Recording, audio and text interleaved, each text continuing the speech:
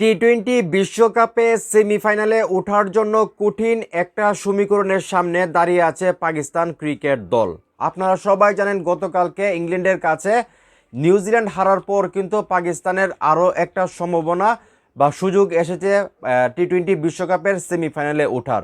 সেখান থেকে এখন যে নতুন সমীকরণ সেখানে বলা হচ্ছে, আপনারা সবাই জানেন আজকে কিন্তু পাকিস্তান এবং শ্রীলঙ্কা মাঠে নামবে, যেখানে বলা হচ্ছে পাকিস্তান যদি শ্রীলঙ্কাকে 64 রানে হারাইতে পারে তাহলে কিন্তু পাকিস্তানের একটা সুযোগ থাকবে টি-টোয়েন্টি বিশ্বকাপের সেমিফাইনালে ওঠা। চিন্তা করেন যে পাকিস্তান 160 রান করলো, সেইখান থেকে পাকিস্তান যদি শ্রীলঙ্কাকে 64 রানের ব্যবধানে হারাইতে পারে তাহলে কিন্তু পাকিস্তান চোখ বন্ধ করে সেমিফাইনালে উঠতে পারবে। এছাড়াও কিন্তু আরও একটা সমীকরণ আছে যেখানে বলা হচ্ছে শ্রীলঙ্কা যদি 150 রান করে বা 200 রান করে, সেই রানটা যদি পাকিস্তান 13 ওভার 1 বলে করে ফেলতে পারে টার্গেটটা, তাহলে কিন্তু পাকিস্তান সেই হিসেবেও আসলে সেমিফাইনাল খেলতে পারবে। তো মোট কথা যে সমীকরণটা সেটা হলো হয়তো 64 রানের ব্যবধানে জিততে হবে, অথবা শ্রীলঙ্কা যে রানটা করবে সেই রানটা 13 ওভার 1 বলে তাদেরকে টপকাইতে হবে। তো দেখা যাক পাকিস্তান আজকে যেহেতু ম্যাচ, সেখানে তারা কি করে। তো এখন এই মুহূর্তে যারা আমার এই ভিডিও দেখতেছেন, এই যে কঠিন সমীকরণের সামনে দাঁড়িয়ে আছে পাকিস্তান, তারা কি পারবে শ্রীলঙ্কাকে আসলে 64 রানে হারাতে, অথবা শ্রীলঙ্কা যে রানটা করবে সেই রানটা আসলে 13 ওভার 1 বলে